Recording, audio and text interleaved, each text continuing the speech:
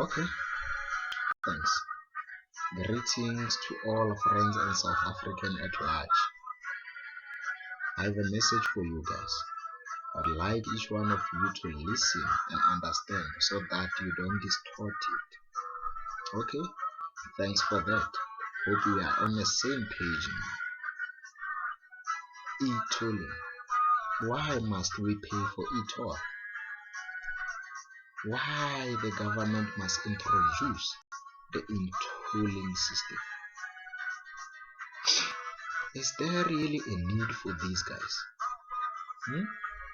As a country, are we going forward or backward? As the people, the poor people who don't have jobs, are we solving their problems in this way?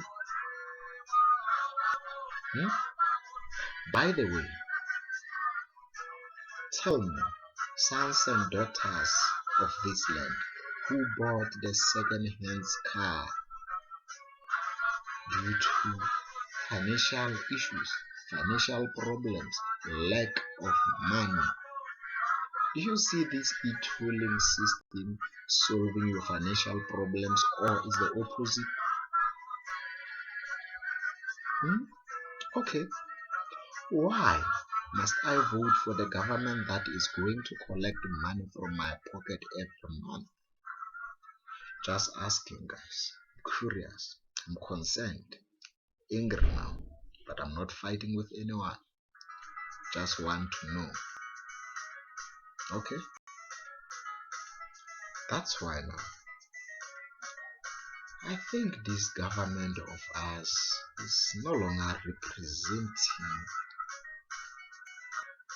the South African people, actually, the poor of the poorest, actually. But what this government is doing, actually, the plans and the strategies, the program of actions, all this parliamentary committee, they are meeting, all what they are planning is the strategies to collect money from the poor people. Okay, ask you one thing more. When now I'm sick, I'm having a serious disease, instead of curing the disease, you add the other disease. Is that a solution, or you are killing me? I just want to know. When a person is sick and then instead of giving the medicine, you are giving the poison. Are you curing the person, or you are just killing the person? That's why now I feel like an economic freedom fighter. Telling you the truth. I don't have a red beret, but I need it. Oh, by the way, guys, hook me up.